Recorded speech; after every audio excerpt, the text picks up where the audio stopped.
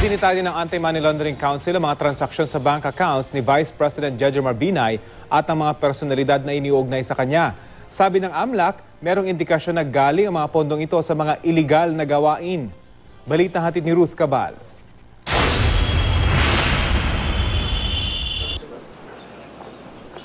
Idinitalya ng Anti-Money Laundering Council o AMLAC ang mga kahinahinalang transaksyon umano ni Vice President Jejomar Binay sa mga taong 2009 hanggang 2014. Nakakuha ang GMA News ang kopya ng report ng Anti-Money Laundering Council na naging basehan ng freeze order sa mga bank accounts ni Binay at iba pang individual.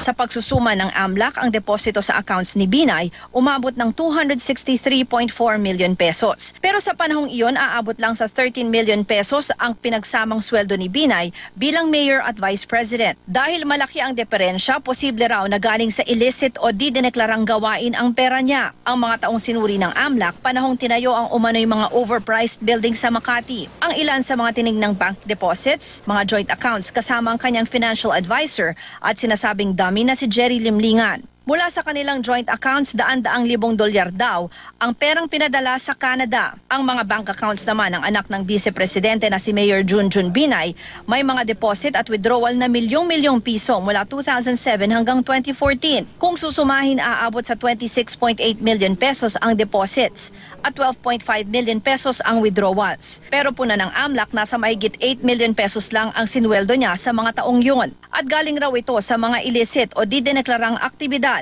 Dati nang sinabi ni Vice President Binay na lilima lang ang kanyang mga bank account at wala raw illegal sa mga ito. Yung perang yun, dun sa limang yun, yun karamihan dun, kinita ko bilang abogado bago pa ako mapunta sa gobyerno. Kinita ng misis ko na nagdoktora. Kinita namin dun sa konting negosyo namin. At kasama na doon yung mga inipong kong pera. Dati na rin niyang sinabi na ang mga alegasyon ay paninira lang ng Partido Liberal ngayong papalapit na ang eleksyon 2016. Ang anak naman niyang si Mayor Binay wala pang pahayag ukol dito. Nabanggit din sa freeze order ng Court of Appeals ang bentahan ng gusaling ito sa Makati City sa pagitan ng Boy Scouts of the Philippines at Alpha Land Corporation.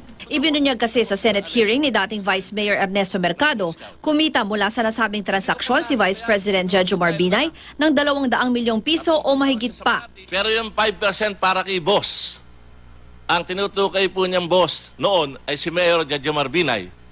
At yun daw po ang ilalaang pangkampanya natin bilang presidente. Sinabi sa akin ni Babes Oreta na huwag akong mag-alala at bahala na sila ni Jerry Limlingan na itago ang 5% ni VP Binay. Dahil meron siyang kumpanya, ang Noble Care Management Corporation. Si Attorney Mario Babes Oreta, ang presidente ng Alpha Land, ay incorporator at stockholder din ng Noble Care. Sa report ng AMLAC, nakitang 2 deposito ang pinasok sa account ng Noble Care na may suma total na mahigit 200 million pesos noong 2008 pagkatapos ng maisara ang Boy Scouts at Alpha Land deal. Agad rin daw itong winidraw. Sabi ng AMLAC, kahit wala raw posisyon si Binay sa Noble Care, tila nagamit raw ang mga tao sa kumpanya bilang kinatawan o dummy niya. Sinubukan ng GMA News makuna ng pahayag si Oreta pero nasa ibang bansa raw siya. Dati nang sinabi ni Oreta na walang irregularidad sa BSP Alpha Land deal at kung may kinita man raw siya mula rito, komisyon niya ito mula sa Alpha Land.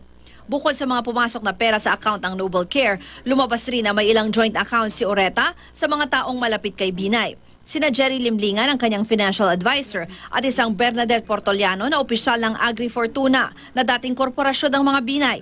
Di malinaw kung may ibang korporasyon na magkakasama ang tatlo. Kung susumahin mula 2013 hanggang 2014, umabot ng halos 900 billion pesos ang cash deposits sa joint accounts nila. Ang sabi ng AMLAC, nagamit din daw umanong dummy si Antonio Chu, ang negosyanteng umakong nagmamay-ari ng nabansagang Hacienda Binay, ang mahigit 300 ektaryang lupain sa Batangas. Pina-freeze na rin ng korte ang ilang bank accounts ni Chu, ilang kaanak at mga kumpanya niya. Nakita ng AMLAC sa loob lang daw ng 3 araw, milyon-milyong pisong transaksyon ang naitala sa kanilang mga accounts. Lumabas daw na dami lamang umano sila ni Binay dahil sa laki raw ng mga pondong pinapasok at nilalabas at madalas na transaksyon sa mga bank accounts ni Chu, kahit na dati na niyang sinabing lugi ang kanyang mga negosyo. Dahil may ugnayan sila ng vice-presidente, merong indikasyon na galing ang pondo sa mga iligal na gawain. Pero giit ni Chu, kanya raw talaga ang mga pera sa bank accounts niya at legal daw ang kanyang mga business transactions. Ginamit niya raw ito para pondohan ang ilang malalaking kontrata para sa kanyang mga negosyo.